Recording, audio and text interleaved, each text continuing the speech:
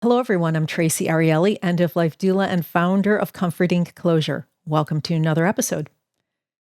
Stem cell donation has the power to save lives and offers hope to those facing life threatening illnesses.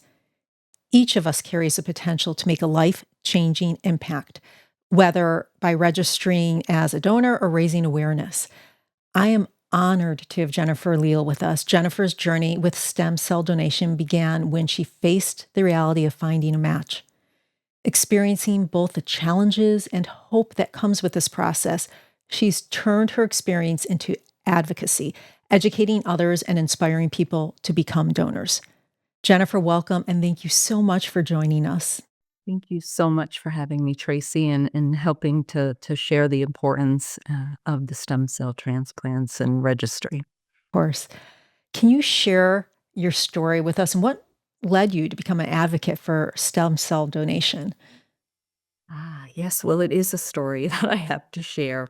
It really all started back in October 2017.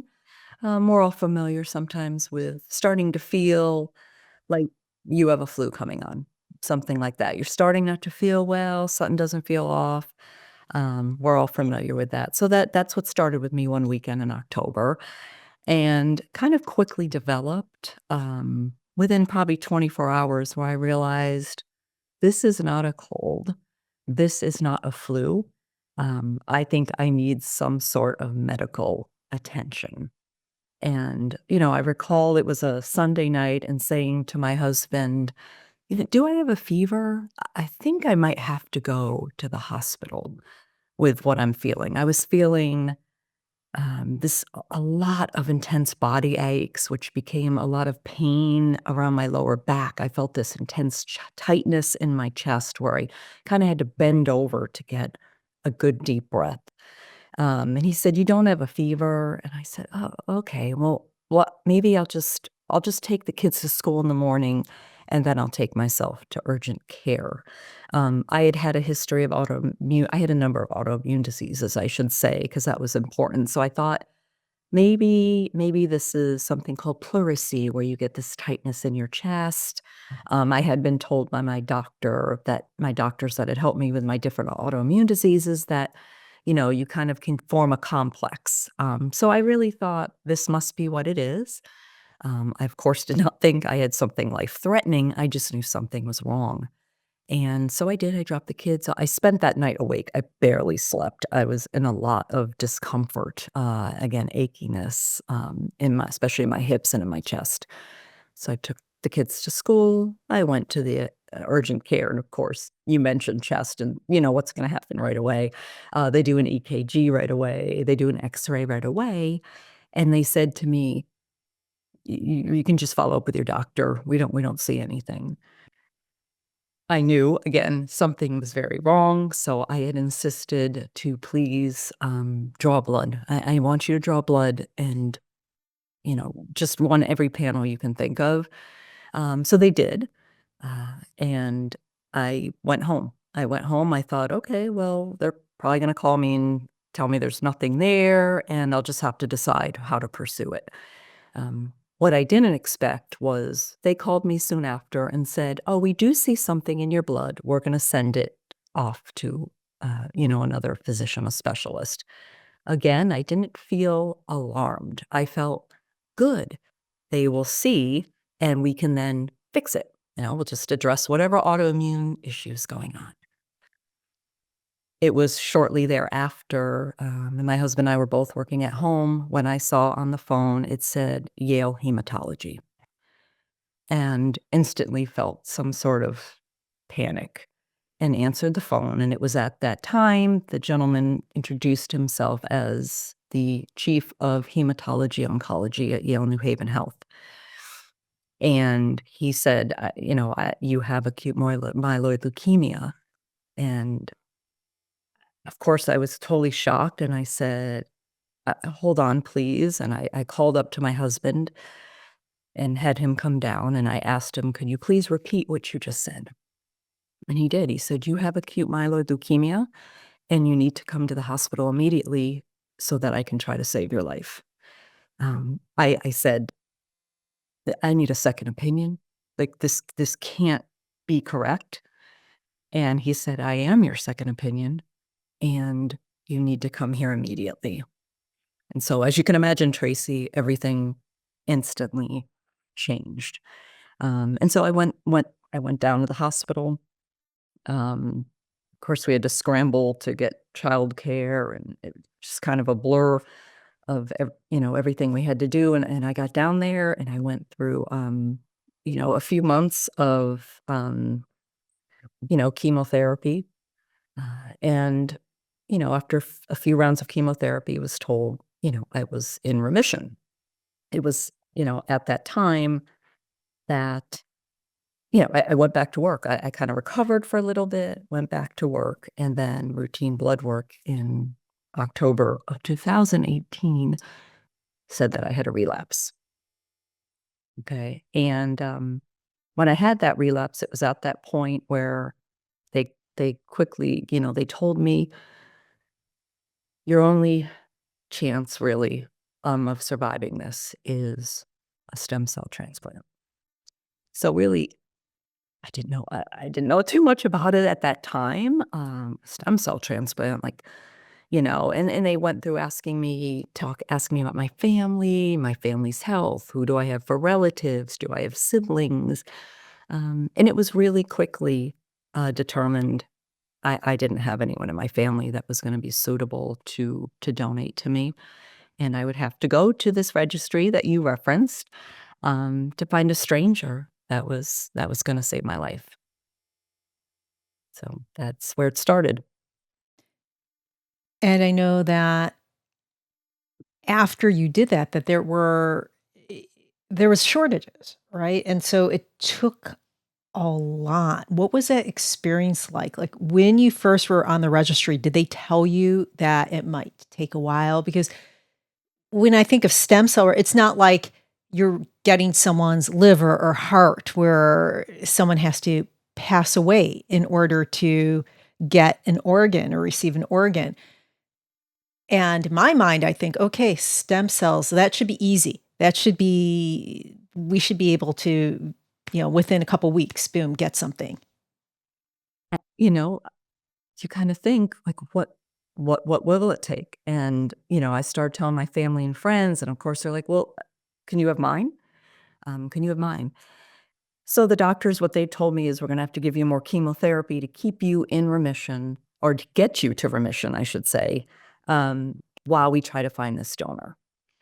And like probably you at first, I thought, oh, well, this maybe isn't difficult. I didn't really know till I went back a couple weeks later, and uh, the doctor walked in and said to me, wow, you're lucky. Now, when he instantly said those words, I instantly thought very unkind things to say back. Lucky. I have relapsed leukemia that you're telling me is going to kill me soon. How could you use that word? And he saw it on my face. He said, but let me explain what I mean by that. And I always use a prop, Tracy. He took a piece of paper, and he took it and he folded it back. And that was where the names were. And this paper had column headers that said 10 out of 10, 9 out of 10, all the way down. And there were zeros all over it. There were some ones. And he said, this is you. And it said 3. And I said, 300? What are these numbers? And he's like, you have 3 matches. And I was like, "Uh, how is that lucky?" And he said, look at the rest of this page. This is everybody else. Zeros and ones. You have 3 people that could potentially save your life. And I said, well, why do all these people have zeros and ones?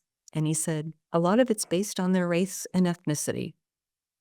You are Caucasian and you have a strong European heritage. Our family's mostly German. You have this strong heritage.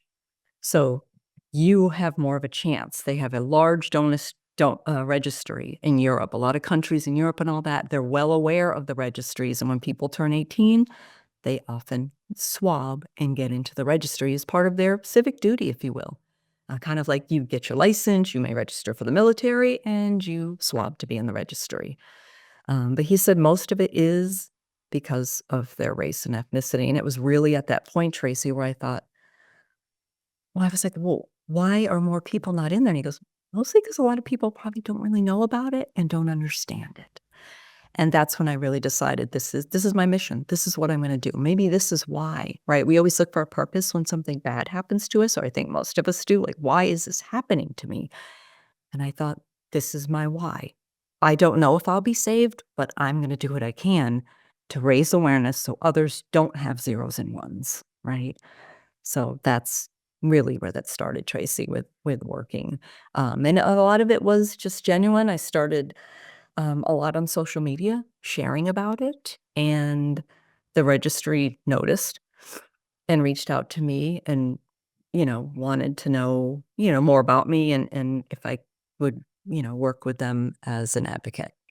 And so I've been doing that for all this time now. Yeah. Now, I know we're going to go back. I want to go back later and talk about, why it's so difficult to find matches and those zeros and ones and what you were talking about. You were lucky because of your background. But I want to get to the basics or review the basics first. So, can you explain the difference between the stem cell donation via blood and stem cell donation via bone marrow? Again, and I'm not an expert, right? I'm not a doctor, and I don't work with the registry, which we'll refer to as NMDP, National Marrow Donor Program. It's NMDP. They're the United States' largest registry.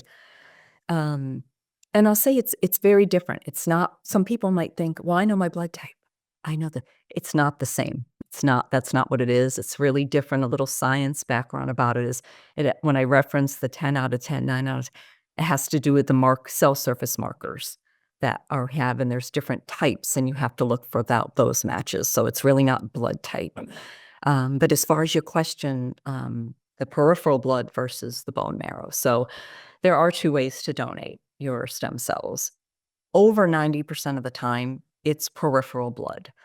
So many people have donated blood. You'd be somewhat familiar, but it is different. So you will go to a blood center, and you'll actually have an IV in both arms. What's different is often when you donate blood, you just donate your whole blood, right? And then it goes on its way, and they use it for what they need to use it for. Where it's different with stem cell is it does extract your blood, but it circulates through a machine to separate the stem cells from everything else. So in the other arm, you get all the other product back.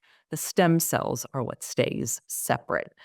And so for bone marrow, and I'll get to what leads up to that, for the actual bone marrow procedure part, again, that's under 10% of the time that's requested. That you do go in under general anesthesia, and they will extract from your hip, back of your hip, the cells. You're out. You don't feel pain. You're under anesthesia. And that's how they obtain them rather than your blood. But again, that is the minimal, that's the least, used. It's most often the peripheral blood stem cells. So, but there is preparation for that. Would you like me to share that now, Tracy? Sure, yeah, that would be great. Yeah. Yeah, so if people get a call that, "Hey, looks like you're a match for someone," you're gonna go through a nice, long, lengthy phone conversation with NMDP. They're gonna talk to you about, what does that mean? What would we be asking of you? What questions do you have?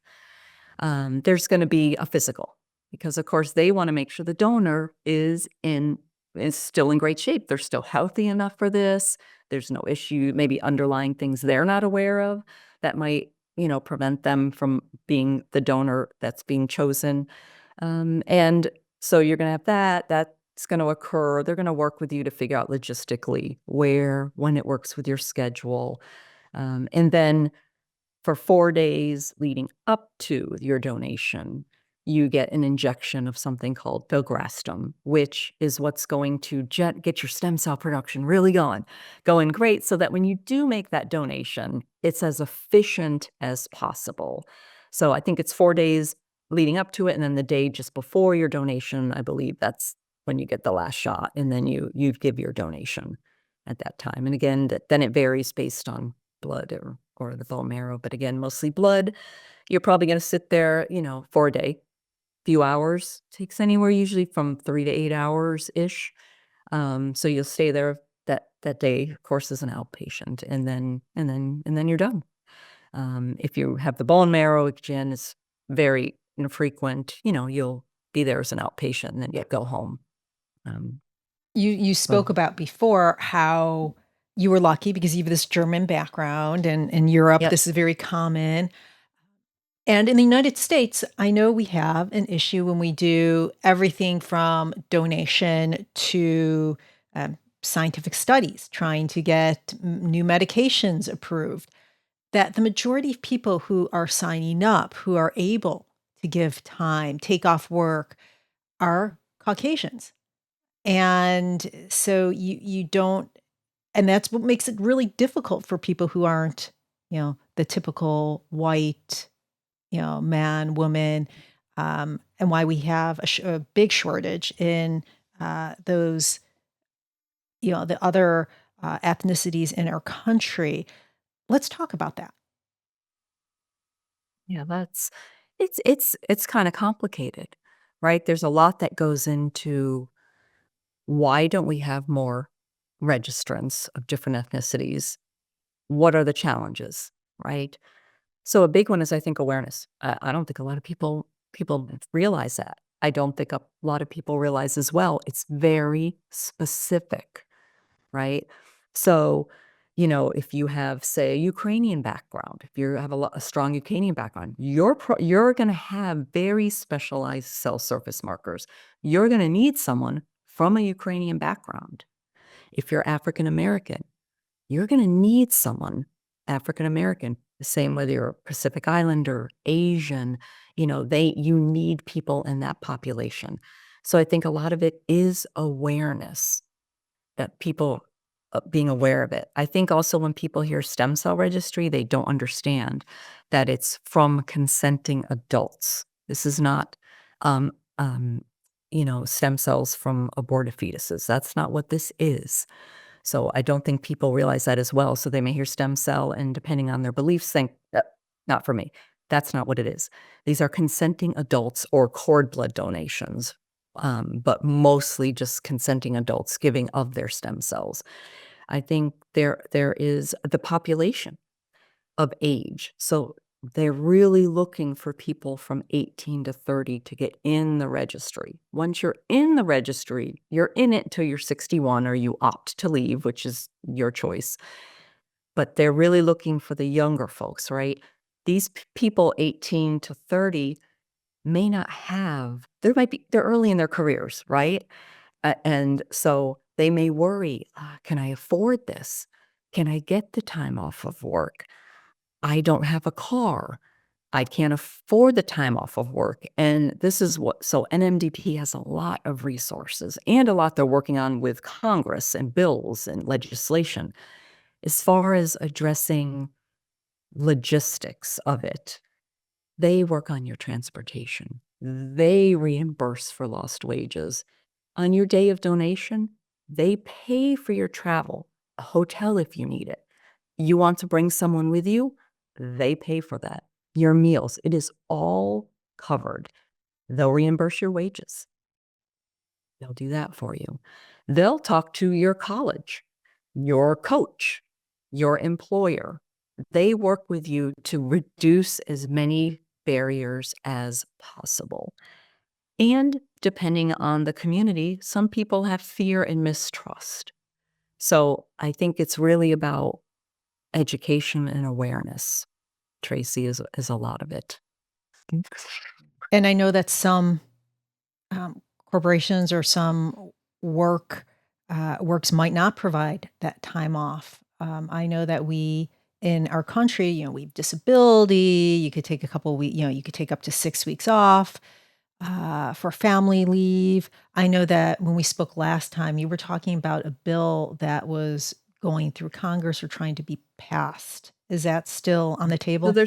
they're working a lot on it. It's been co-signed. So they've got all the sponsorship. But what you're referencing, Tracy, really is when it comes to donations, organ donations, right? If you're giving of your kidney or your liver, it's a solid donation. You're spending consecutive time in a hospital as an inpatient when you give those types of donations. That's covered under the Family Medical Leave Act. That is covered. You are covered as an organ donor. But when it comes to this liquid donor, there's kind of a loophole because you're not an inpatient hospitalized, but you do need up to 40 hours of time between maybe getting the injections, going to the physical, on the phone with NMDP, the day of donation, right? You need that time, right? And one of the biggest reasons people decline is they're worried about their job. And you're right. If you happen to work for maybe a large corporation, you may have that time. Or if you are fortunate enough to have a generous paid time off, it's not a concern. But for most people, the logistics, the finances, it is a concern. And that's one of the number one reasons people say no. Can you imagine, Tracy, your child or your husband or your mother has one person that could potentially save their life, and they say no because they're worried about if they can get the time off or if they can afford it. You don't have that. When I talked about Europe and all that, no, this is not a concern. You are stepping up to treat someone with either a blood cancer or a rare disease that has no other treatment, no option. You are it.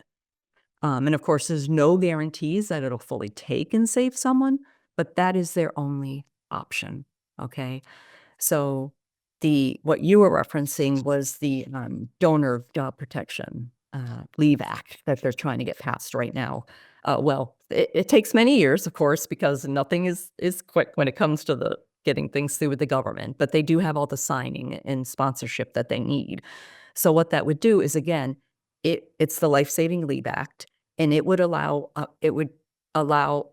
job protection for up to 40 hours unpaid. So the government's not paying your job, nor do they if it's under FMLA, the government-wise, but it's job protection. You cannot lose your job for saying, yes, you will donate stem cells to someone. So, NMDP will take care of the financial part, but this is about closing that loophole, right? And the great part about it is it's kind of a no-brainer the way I see it. You're not asking for entirely new legislation. You're not asking for billions of dollars to pass, to cover something. You are asking for this person's job to be protected in full. So that's really what NMDP is working on. They're also working on, and I'm sure we'll touch on this later, we'll get more into it later, Tracy, but they're also working on a Caregiver Protection Act. So really trying, when you mention barriers, continually trying to reduce any barrier so that someone can say yes to being a donor. I want to now go back and talk about how the challenges from a personal level, from a real level. What were some of the challenges that you and your family, faced during this journey? Emotionally, practically. Mhm. Part of my story I didn't share with you, and I do want to make sure I share with you, Tracy, because I shared I had 3. So you thought, she was lucky, off the hook. You've got someone to save your life. I faced exactly what all those other people did because the first donor declined. Okay, so they declined to go through with the donation, but they were told she has another donor. So they reached out to donor number 2. Donor number 2 started going through the process and then was deemed unfit. I have no idea what it could mean. A lot of things. It could have been pregnant. It could have been a pregnant female. I don't know what it was. They do not share that information at all. Nothing about the donors. It's all completely private and confidential. Well, I had a third donor. Okay. So in the meantime, I'm now having to go through another round of chemotherapy because I've got to stay in remission. Okay.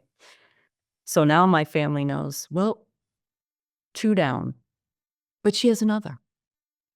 Number 3 was deemed unfit. So I now faced exactly what all those other zeros on that form faced.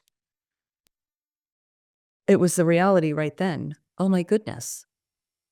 I now have nobody. Okay, so just imagine emotionally what that does to you. Of course, we didn't tell my children that at the time. We were just trying to, NMDP said to me, we're going to reach back out to number one. We're going to reach back out to number one. And they did. And well, I know it's a gentleman, he said yes. I now know why he said declined the first time, but I then had him. He then said yes.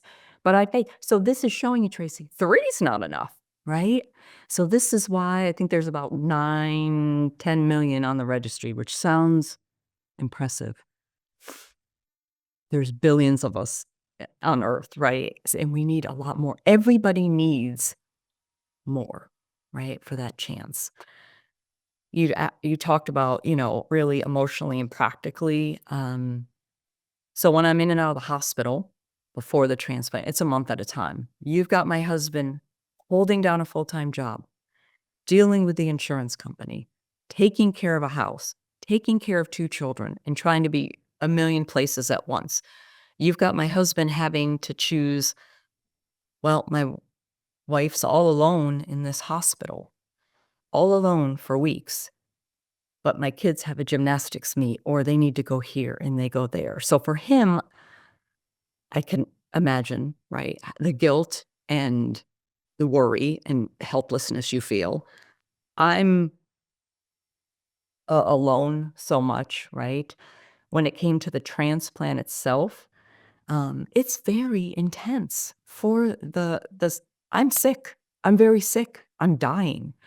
It's very physically and emotionally challenged to go through. And I needed a caregiver after that transplant for months, 24/7. So practicality, it's not practical. You need, the army to help. And this is where the caregiver protection is so important because a lot of people can't. My husband worked at home, which made it a lot more attainable for him to be my caregiver. Um, but it's a lot, right? Emotionally and practically, it was very, very hard. And you they always say you do what you need to get through it all. But NMDP too, they had a lot of patient and donor support services, and I relied on those a lot.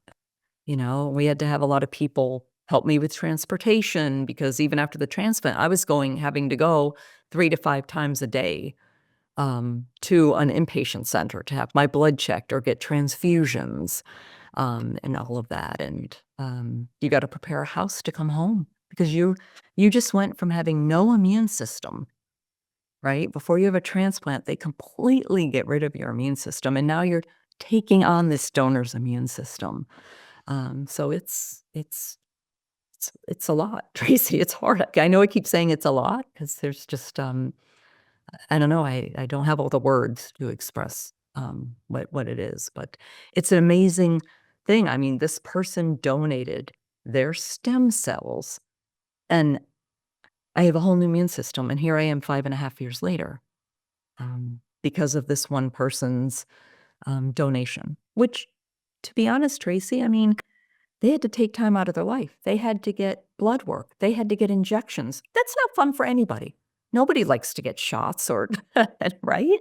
And I'm sure after he donated blood, there's usually, probably 1 or 2 days where you're very tired. You may have a headache. You did this. If you did the bone marrow, you're going to be achy for a few days. You're going to have some discomfort in your hips. You're going to be tired. You made that sacrifice to give someone this second chance at life. Mm.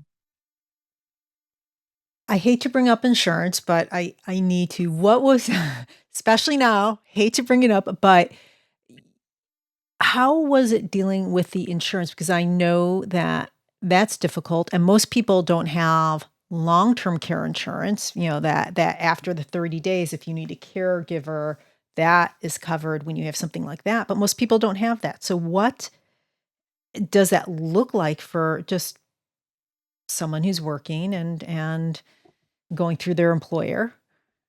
Yeah, so, to get cleared for the transplant, I had to go through a lot of extra tests myself. I had to do all kinds of intense cardiac tests and, it's expensive for them, right? Because also for the donor, my insurance is covering them, or NMDP will help them financially. Again, the donor's not paying for their doctor's visits. They're not paying for their physical and they're not paying for it. Um, so there's a lot that goes on with the insurance companies, right? Before everything gets cleared to move ahead. And usually they give a certain time period. So like when I went through everything, when we thought the second donor was going through, and then we didn't have someone. So the time point that they approved it expired. So we had to have people at the hospital and my husband and all of that work on it again to get it through. And I don't even know everything he went through, right? He didn't want to burden me with that. I do know when I had 12 in total bone marrow, because that's how they check your cells for the patient. I know at one point they had asked me if I'd, to be a part of a trial where they take extra to look at different, they're trying to really specialize the cell surface markers and treatment that works best for people. And I said, yeah, sure. You're already there extracting. Yeah, take what you need.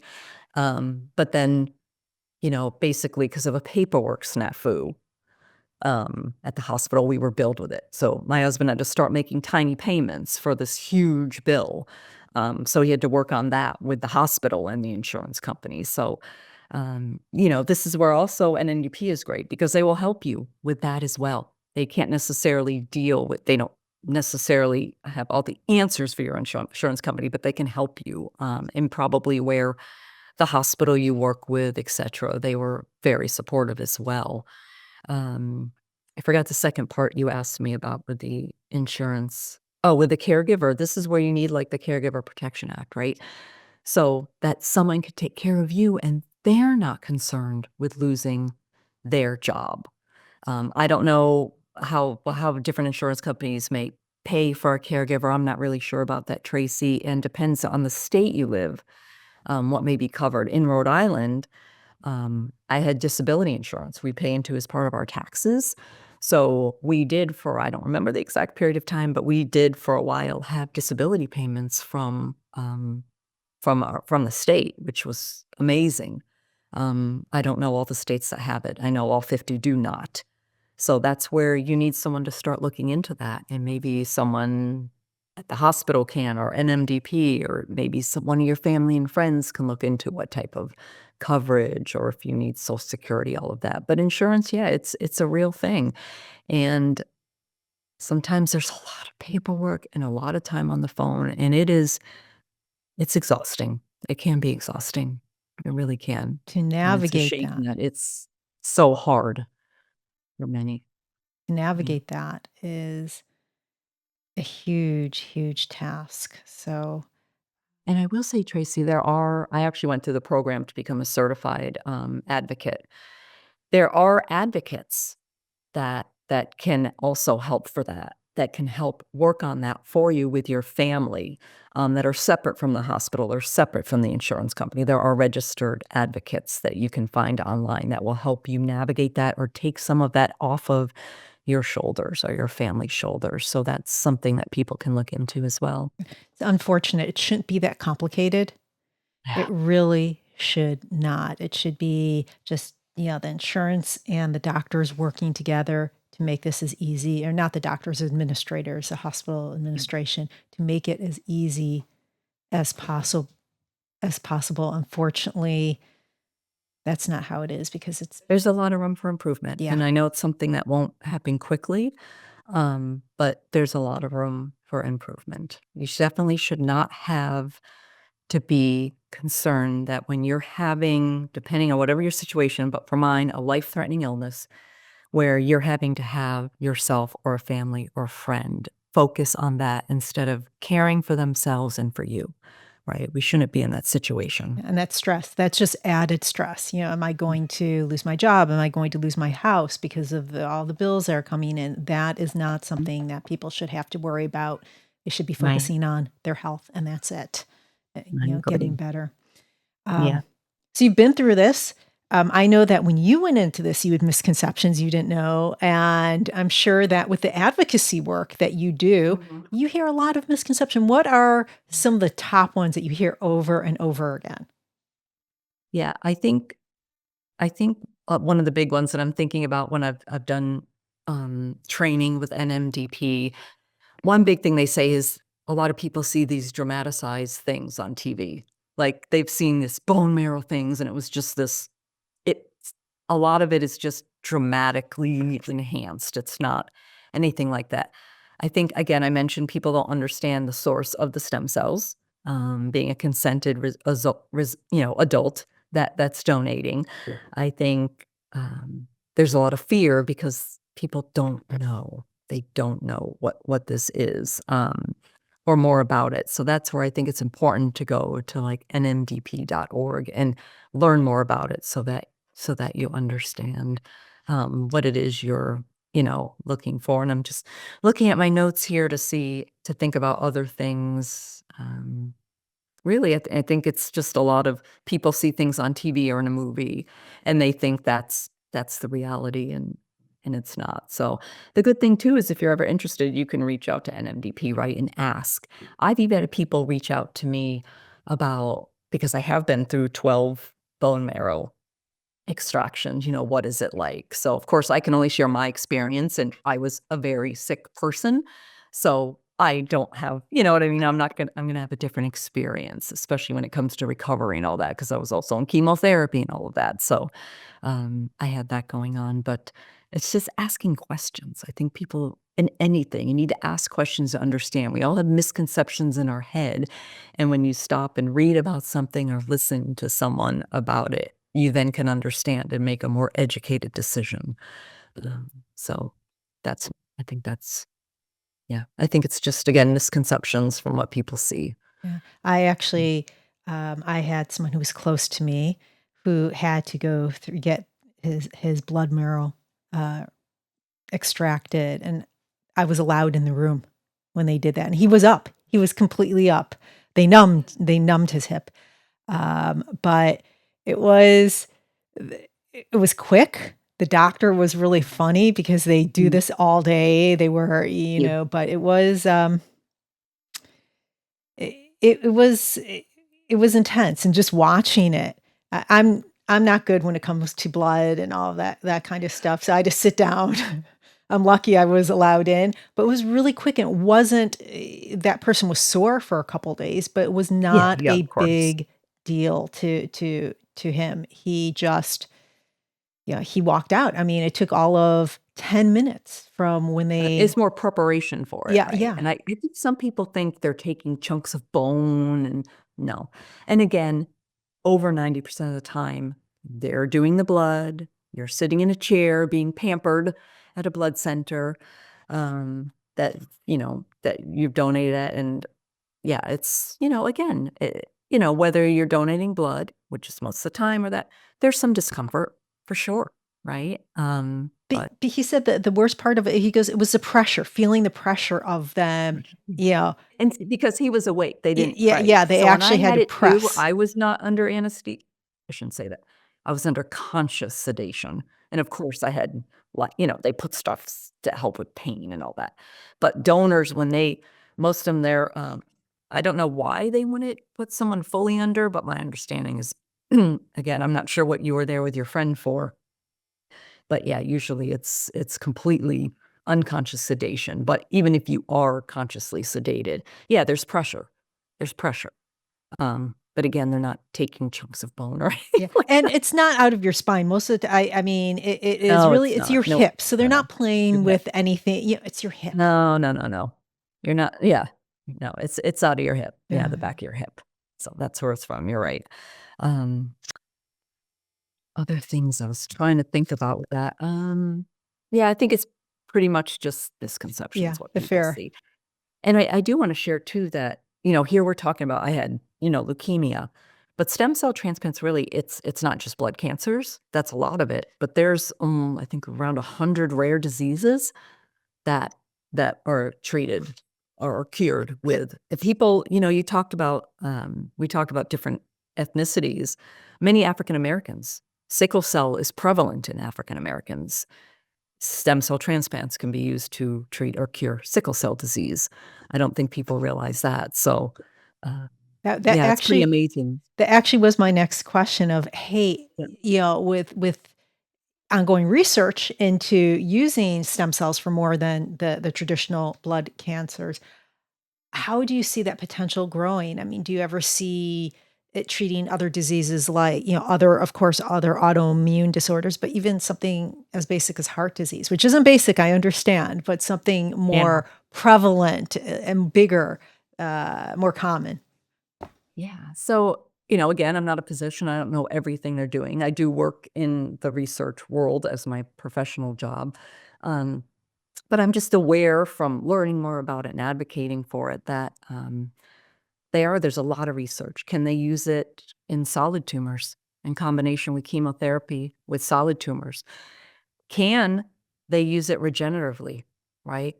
So with people that have had spinal cord injury, can they take your Tracy, can they take your or that person's stem cells? I'm not sure if the research is just on autologous, which is your own, or hematopoietic from, is that the right word? Not sure if I had the right word, but somebody else's. Can they adapt those stem cells, right? Because again, stem cells are undifferentiated cells.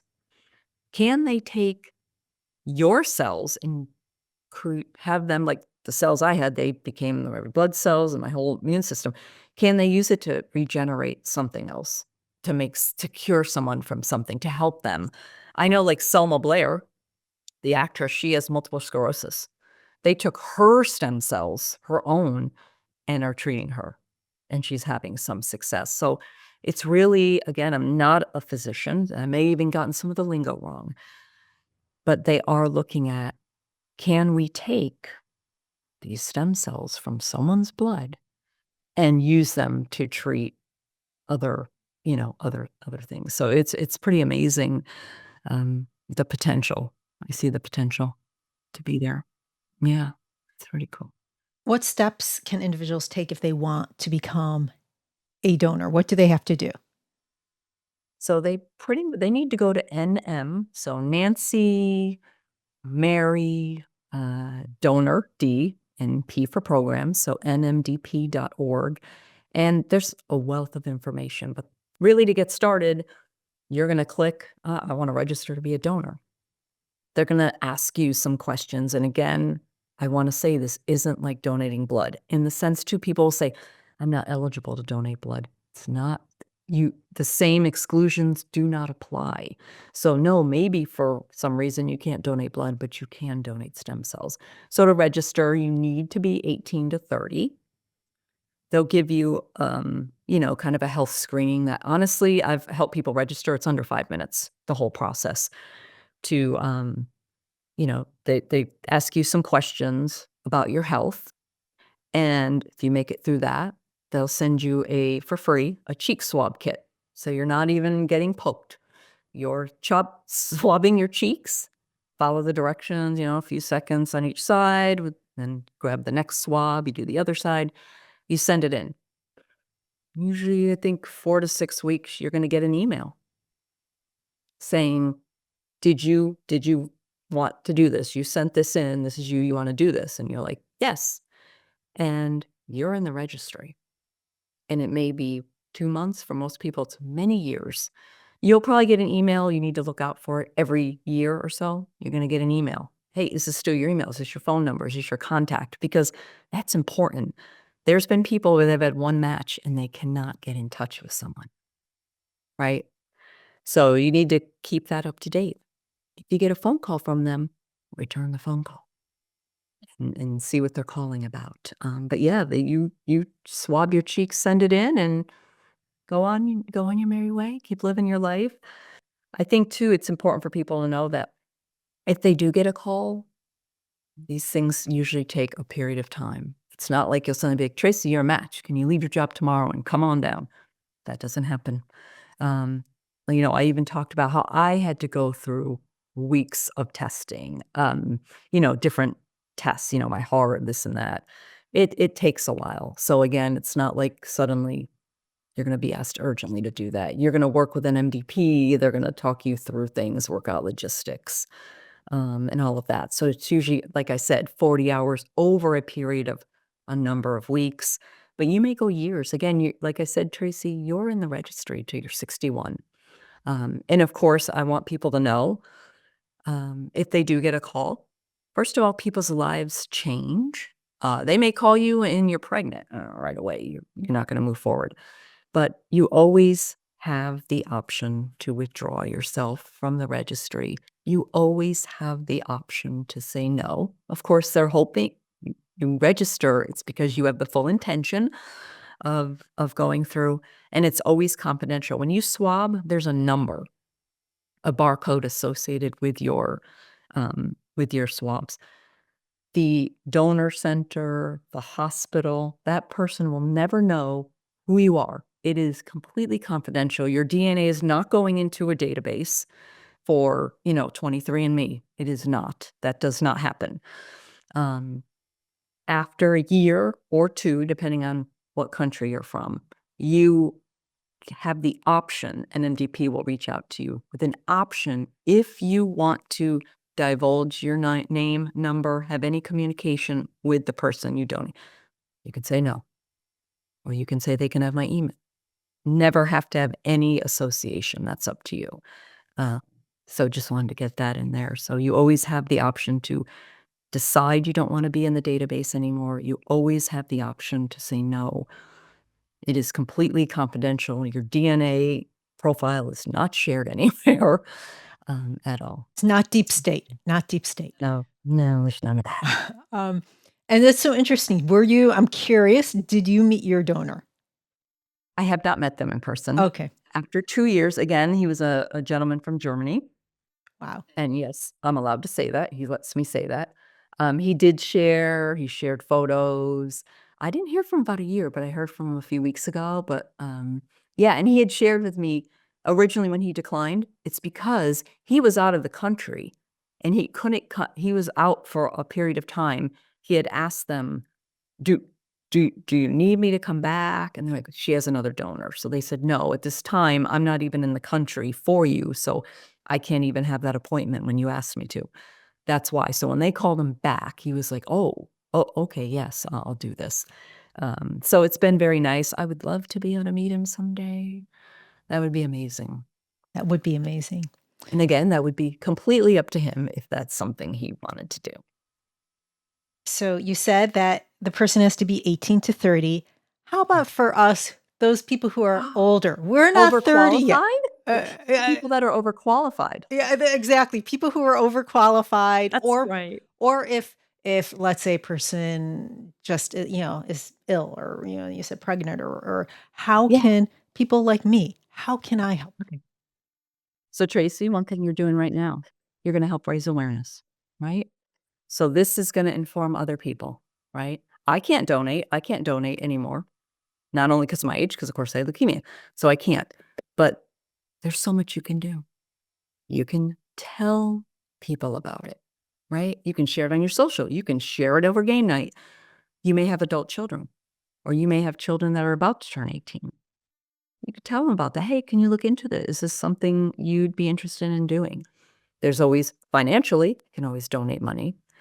You can host a drive, a swabbing drive. You can talk to your church or your company. They can partner with that MDP and do a drive. You can become a courier. There are actually people, just like with solid organs, that donation's made, someone is with it 24/7 until it gets to that patient. So you can be a courier. You could be a volunteer. And there's different levels of advocacy with an MDP. You can be a digital volunteer where they might just ask you, can you share this on Instagram? Can you share this on Twitter? Can you email your local senator or congressperson? You can become more involved. Like I go to congressional offices in state, or I talk to people in DC and share my story and tell them if you want to be at that level.